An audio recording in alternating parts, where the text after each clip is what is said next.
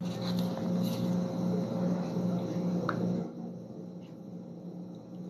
paz do Senhor para os irmãos. Mais uma vez estou aqui para trazer uma mensagem. Como eu sempre tenho falado para vocês, é mais uma aula para aqueles que não podem comparecer no dia de domingo na escola bíblica. E eu passo essa mensagem para vocês. E é baseado nessa revista, Discipulando, que é Conhecendo Jesus e o Reino de Deus. E dessa vez nós vamos estar na lição 7, mensagem de Jesus, a mensagem de Jesus e o Reino de Deus. Espero que essa mensagem que eu venha trazer para vocês venha vir para o entendimento de cada um, que o Senhor Jesus possa falar com cada um de vocês nessa noite, como tem já me usado há algum tempo a falar com vocês. Espero que possa estar chegando e vocês possam estar aprendendo um pouco mais sobre Deus. Então vamos lá, a introdução vai dizer: quando Jesus ensina a oração do Pai Nosso, Jesus está nos ensinando o que devemos pedir em primeiro lugar, pelo reino de Deus. Mateus 6, 9 e 13. Dessa forma, faremos a vontade do Pai aqui na terra. Isso não quer dizer que anula o nosso direito de escolha. Pelo contrário, se fizermos a vontade de Deus, Ele nos atenderá em nossas vontades. Por isso que Jesus nos ensina a buscar o seu reino e sua justiça em primeiro lugar. E que não devemos nos preocupar com nossas necessidades, pois se confiarmos nele, elas nos será acrescentada. Mateus 6, 25 e 34. E esse assunto que estudaremos nessa lição. Aleluia. O ponto 1 dessa lição é João Batista, o último precursor do reino de Deus. 1.1. Profetizado por Malaquias. Malaquias, o último profeta do Antigo Testamento, profetizou que Deus mandaria o profeta Elias, antes da vinda do Senhor, para que se houvesse conversão e reconciliação entre pai e filho. Malaquias se cumpriu em João Batista, conforme disse o anjo Gabriel, e o próprio Senhor Jesus. Percebemos que o ministério de João Batista foi parecido com o ministério de Elias, até mesmo no modo de se vestir. 2 Reis 1:8 e Mateus 3:4. Nós vamos ver que Malaquias vai, como aqui está dizendo, que ele profetiza que quando a volta de Jesus estivesse próxima, o Messias estivesse próximo, Elias iria voltar. João Batista não é Elias, nem a reencarnação de Elias, porque isso não existe. O que acontece? É como aqui já estava falando. João Batista, o ministério de João, seria semelhante ao ministério de Elias. Então João, ele veio para dizer para o povo que o Filho de Deus, aquele Messias tão esperado, estava vindo. Porque nós vamos ver que toda vez que João batizava ou estava pregando, ele sempre dizia que tinha alguém que viria que era maior do que ele. Então é isso que queremos dizer quando Malaquias fala sobre Elias voltar. Não é que Elias iria voltar. Todos nós sabemos que Elias já tinha sido arrebatado. Antes mesmo de Malaquias profetizar. Antes mesmo de Malaquias. Então Elias não iria voltar para fazer essa profecia, mas alguém semelhante. Não tem aquelas coisas que a gente olha para alguém e fala assim, caramba, você é semelhante ao fulano. Você é semelhante ao seu pai. Você tem o jeito que seu pai anda. Você tem o jeito, você se veste do jeito que seu irmão. Ah, você se veste, penteia o cabelo que nem sua mãe. Então é isso que estamos querendo dizer. Que João seria aquele que veria trazer a mensagem e indicar quem era o Messias. 1.2 vai falar nascimento de João Batista. 400 anos depois da profecia de Malaquias, o sacerdote Zacarias, enquanto cumpria o seu turno no templo, avista o anjo Gabriel. O anjo Gabriel diz que Isabel, mesmo avançado de idade, iria engravidar e dar à luz. Lucas 1, 5 a 25. Zacarias, porém, duvidou da mensagem do anjo, ficando até o nascimento do filho mudo. Ele dá o nome do menino como João, a orientação do anjo, em Lucas 1, 57 e 63. Zacarias, ele tem um encontro com o anjo Gabriel. E nesse encontro, o anjo vai revelar que sua esposa, mesmo avançado de idade, ela vai engravidar. Que ela vai dar à luz a uma criança. Mesmo sendo avançada de idade, sendo estéril, ela seria mãe e ele seria pai. E Zacarias duvida. E aqueles que conhecem a palavra de Deus, sabem que Zacarias fica até o nascimento de João mudo. E o que eu acho interessante é o seguinte: eu não devo, nem vocês devemos, nós nunca devemos julgar a atitude de Zacarias. Porque quantas das vezes nós também já duvidamos daquilo que Deus falou para nós? Quantas das vezes nós duvidamos da promessa que Deus prometeu para nós? A gente está sempre orando, pedindo a Deus algo para conseguir e de repente vem a resposta. E o que é que a gente faz muitas das vezes? A gente duvida. Foi o que aconteceu com Zacarias. Só que depois daquele tempo que o anjo profetizou, sua esposa estava grávida e quando nasceu uma criança e o seu nome se tornou João. 1.3 dessa lição vai falar ministério de João Batista. João Batista sempre causou curiosidade às pessoas, desde o seu nascimento, Lucas 1,66, no cântico profético do seu pai, sintetizado o ministério de João Batista que Deus lhe daria. Seu ministério era de advertir o povo ao arrependimento, alertando sobre o julgamento divino que está por vir, juntamente com o estabelecimento com o reino dos céus. Mateus 3, 1, 12. João, por ser judeu, particularmente no que diz respeito ao reino de Deus, ele não fala claramente como seria esse reino, pois provavelmente sua perspectiva era nacionalista e política. Porém, ele, é claro, ao dizer que sua missão era anunciar sobre aquele que iria estabelecer o reino de Deus. O que acontece? Não só João, mas como muitos judeus, achava que o Messias seria um Messias político. O que significa um Messias político? Eles achavam que o Messias viria como o rei Davi, que veio com um grande exército, se tornou de um pastor de ovelhas, se tornou rei, e com um grande exército uniu as tribos de Israel e venceu as batalhas.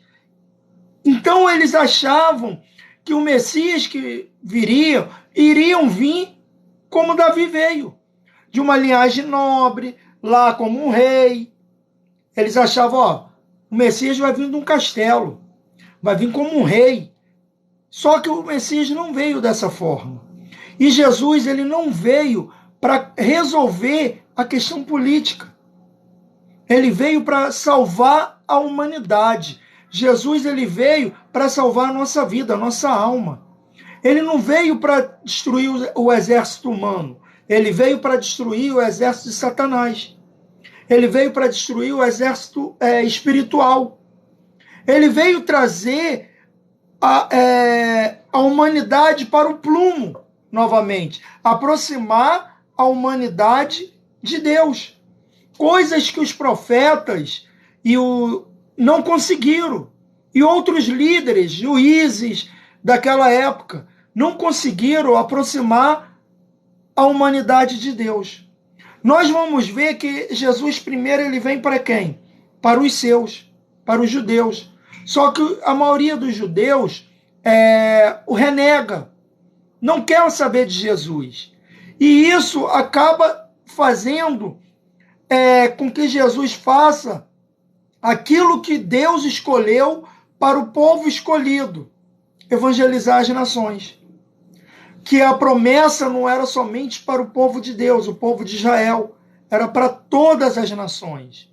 Então, a partir dali, Jesus começa a alcançar os gentios. Porque se nós formos ver, a vontade de Deus sempre foi alcançar toda a humanidade, não somente o povo hebreu.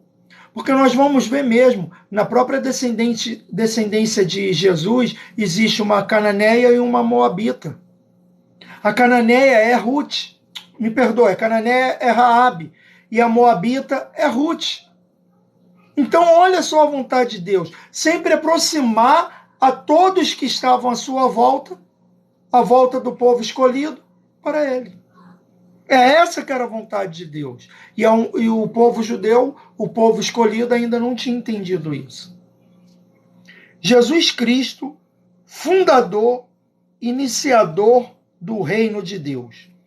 O nosso ponto 2.1 vai falar: o Cristo Messias esperado anuncia o evangelho do reino de Deus. Todo o povo judeu esperava por um rei que viria da linhagem de Davi para restaurar a soberania política de Israel. Messias, no hebraico, no hebraico quer dizer Cristo. No hebraico, Messias é no hebraico. E no grego, Cristo. Após a prisão de João Batista, Marco, entusiasmado, informa que Jesus está ensinando o evangelho do reino de Deus. O evangelho era a principal mensagem de Jesus.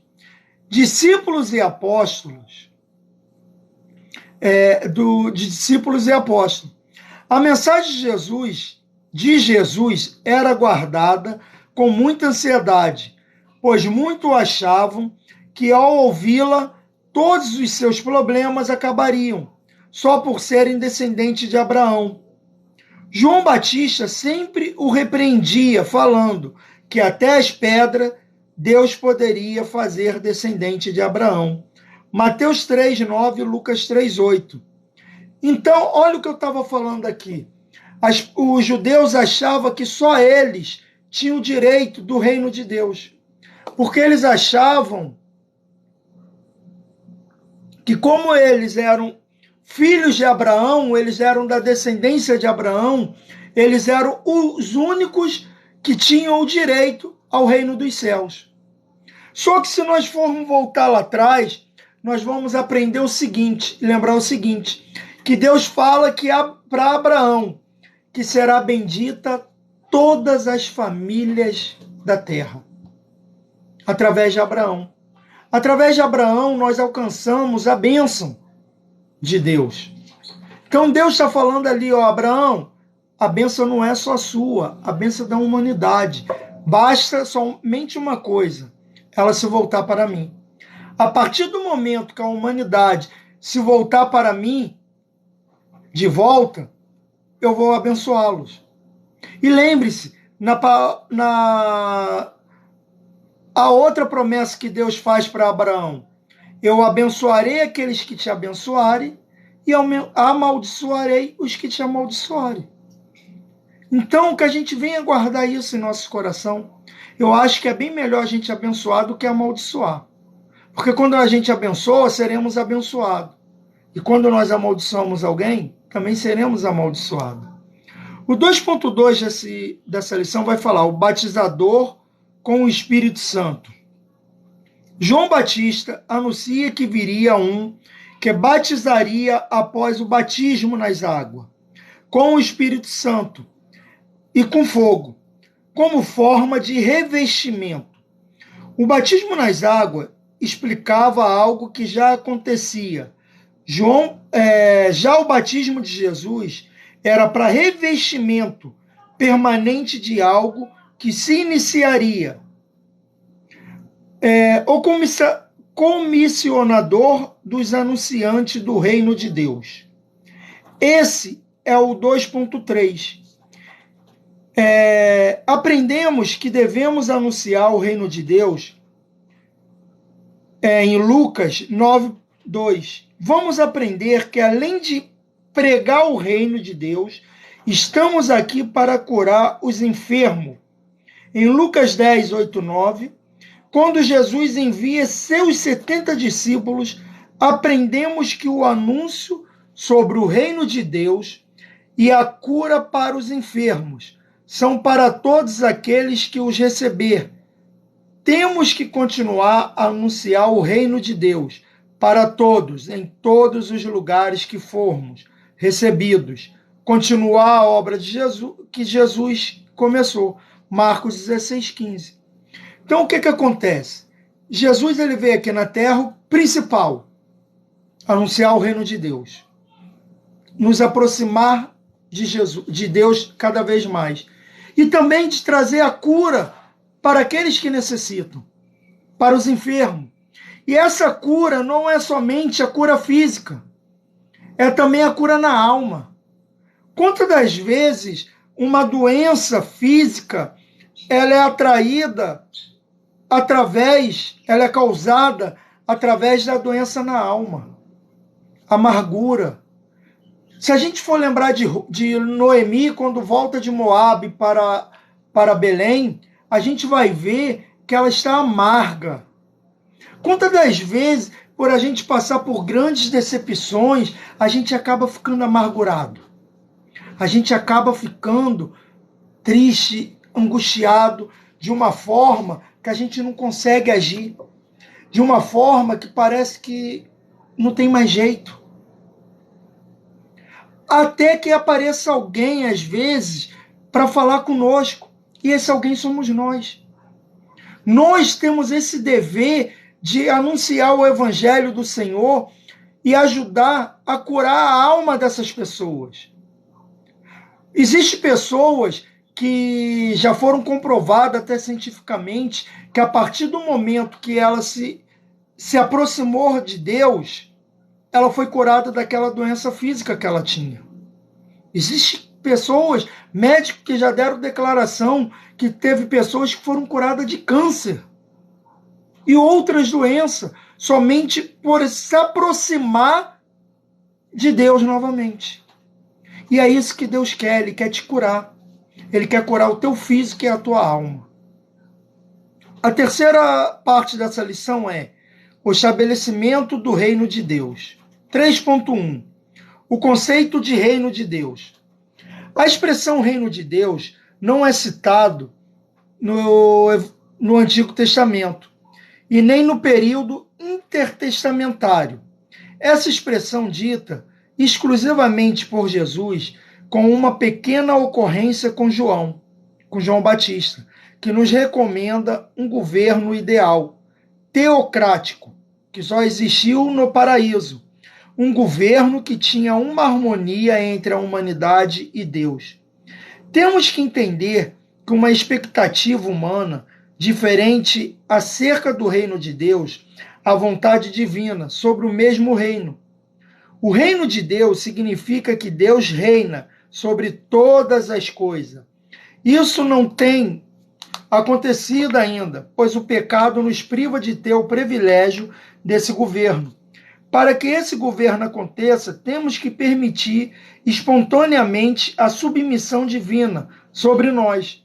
Por isso que Jesus anunciou o Evangelho, nos informando que através dele podemos viver sob o amparo ou auxílio de Deus. O que acontece? Deus ele fez a humanidade para ele viver debaixo das suas mãos, debaixo das suas ordenanças. Porque o que Deus tem para a nossa vida é bom, é melhor do que as nossas escolhas. Mas isso só aconteceu enquanto o homem estava no paraíso. Porque quando Deus faz o homem, ele pega para Adão e fala: Adão, você pode comer aí do paraíso tudo que tiver aí. Qualquer fruta, qualquer semente, qualquer planta, tudo aí você pode comer. E quando Adão peca, ele cai e ele é expulso do paraíso. Por quê? Porque ele começa e ele se afasta de Deus, porque não foi Deus que se afastou dele, mas ele que se afastou de Deus. O que acontece? Ele se afasta do Senhor e passa a querer tomar suas próprias atitudes. É isso que acontece conosco. Nós, muitas das vezes, começamos a querer tomar as nossas atitudes, sem perguntar a Deus se é o caminho certo a tomar ou não. Quantas das vezes nós já quebramos a cara, me perdoa pelo palavreado, a expressão que eu usei, mas porque a gente tomou o caminho errado. Porque a gente não ouviu, muitas das vezes, o conselho dos sábios, o conselho de Deus.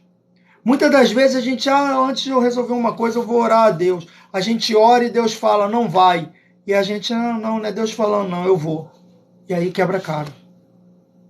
Aí, Deus até permite você quebrar a cara. Deus até permite você ir. Porque Ele sabe que quando você se der mal naquilo que Ele não escolheu para você, você vai voltar. Mas não se envergonhe, não. E não se prive de voltar para a presença do Senhor e se humilhar nos pés dele, falando, Senhor, eu errei e hoje eu quero me consertar. Faça que nem o filho pródigo. Se faça de servo. Senhor, eu não tenho mais o direito de ser chamado de filho, mas eu tenho o direito de ser chamado de servo. Faça que nem o filho pródigo. Faça isso que você vai ver como sua vida vai mudar. Deixa a sua vida na mão do Senhor. Deixa Ele reger a sua vida. Escolher o seu caminho. Você vai ver como você vai ser bem melhor, bem mais sucedido. Não vai pelos prazeres da carne, não. Pelo prazer do seu olhar. Às vezes você está trabalhando num lugar bem. Mas eu ganho pouco. Agora eu vou para um outro lugar. Trabalhar, vou ganhar mais. Mas de repente, onde você vai ganhar mais, você vai ter muito mais dor de cabeça do que onde você ganhava menos. O 3.2 vai falar os sinais do reino de Deus. Jesus prova que o reino de Deus chegará através de sinais realizados por ele. Os sinais que Jesus realiza nos direciona para um lugar de perfeição, onde não existirá doença, angústia, dor, tristeza, ou seja, um lugar perfeito. Lucas 7, 21, 22. É o que eu estou falando aqui, essa lição já vem falando. O que Deus tem para nós é bem melhor do que as nossas escolhas. Lembra-se quando você teve o apelo ou alguém evangelizou para você e você dizia aceitar Jesus como seu único Salvador. Quando você levanta suas mãos e determina e confessa que aceita o Senhor Jesus como seu único Salvador e que Ele possa fazer da sua vida o que Ele quiser, é isso. Então, permita que Ele faça da sua vida o que Ele quer. Eu sei que às vezes é dolorido, dói. Por que dói? Porque primeiro Jesus está nos limpando. Jesus vai tirar aquilo que não agrada, vai tirar aquele escarrapicho. Imagine, o espinho quando ele entra, ele dói. Quando ele sai, ele também vai doer. É isso que Jesus vai fazer primeiro, para depois modificar a nossa vida. Primeiro ele vai nos limpar. Ele vai limpar as nossas feridas. Ele vai nos dar aquele banho espiritual. Ele vai tirar aquilo que não presta para nos dar o que ele deseja nos dar, aquilo novo, o algo novo para a nossa vida. Mas só que isso aí impregna. O pecado está impregnado na gente. Então ele vai limpar, ele vai passar aquela buchazinha, vai passar o sabão, vai tirar, vai passar a água. E depois que tudo isso já estiver limpo, aí sim ele vai começar a entrar na sua vida e realizar o propósito dele na sua vida. 3.3. O cidadão do reino de Deus. Ao ver que os discípulos brigavam entre eles para saber quem era o maior entre eles, Jesus explica para eles que para sermos grandes, temos que ser o menor. Temos que aprender a servir, pois o médico só pode exercer a função de um médico após se formar, ou nenhum pedreiro constrói uma casa começando pelo telhado.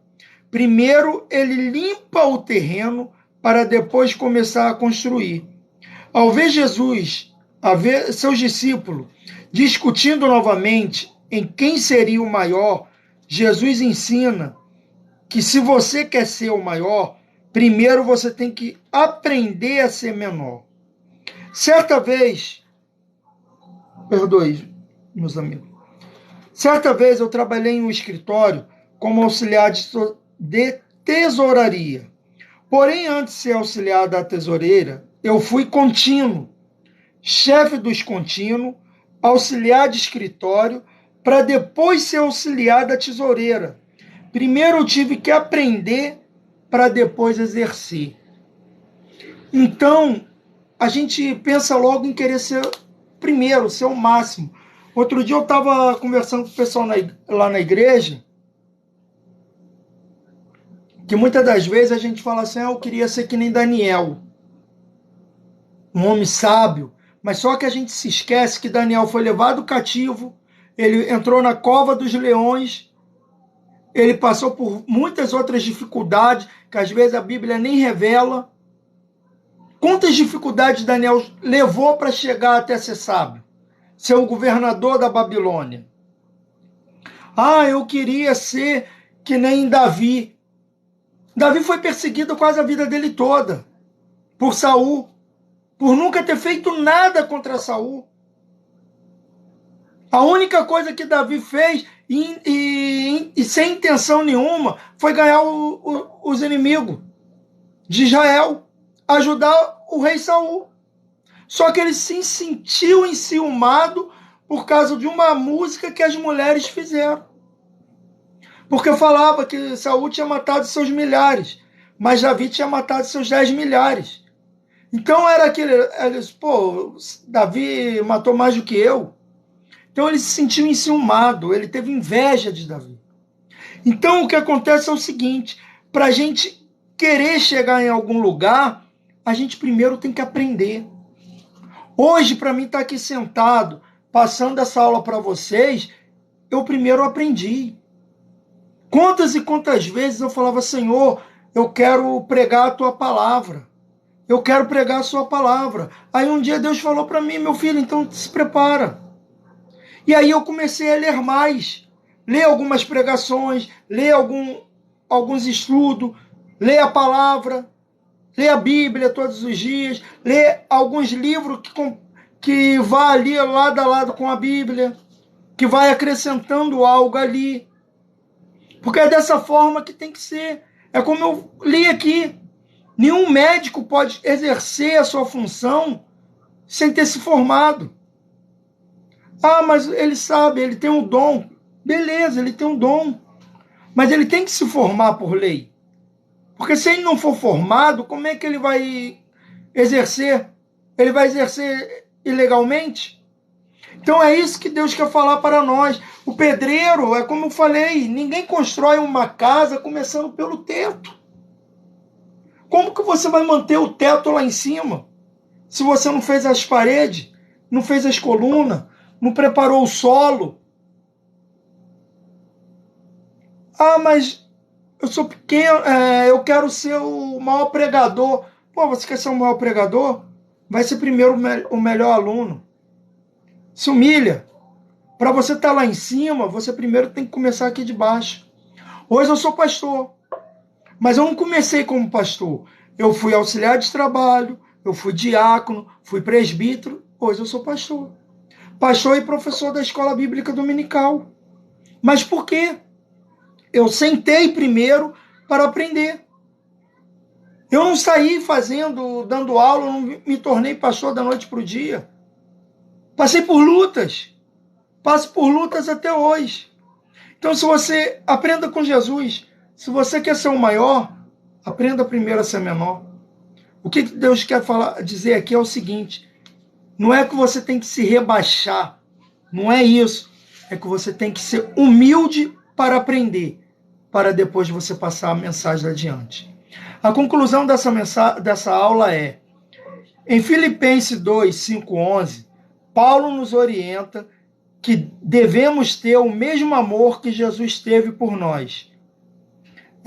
Termos com o próximo também nos orienta a sempre sermos humildes, pois não é porque muitas das vezes temos uma posição de destaque que somos melhor que os outros. Preste atenção. Não é porque a gente tem uma posição de destaque que a gente é melhor do que ninguém. Não é porque hoje eu sou pastor que eu sou melhor do que ninguém. Porque o meu cargo, ele não garante a minha salvação. O que garante a minha salvação é eu crer no Senhor Jesus de todo o coração e continuar debaixo das suas mãos fortes e poderosas. Continuar cumprindo o ID, continuar cumprindo o desejo de Deus. É isso que nós devemos fazer. É continuar sendo o mandamento maior que Deus nos deu, que é o amor. Que a gente venha cumprir os mandamentos dele, venha cumprir as ordenanças dele. Como a própria palavra fala, se você rouba, não rouba mais, se você mentia, não mente mais. Tudo aquilo que você fazia de errado, está lá para trás. Joga fora. Agora você é uma nova criatura. Espero que esse estudo possa ter tocado o coração de vocês. Estarei aqui fazendo a oração final e dando a bênção apostólica para vocês que assistiram, e quero agradecer mais uma vez por vocês terem assistido essa aula.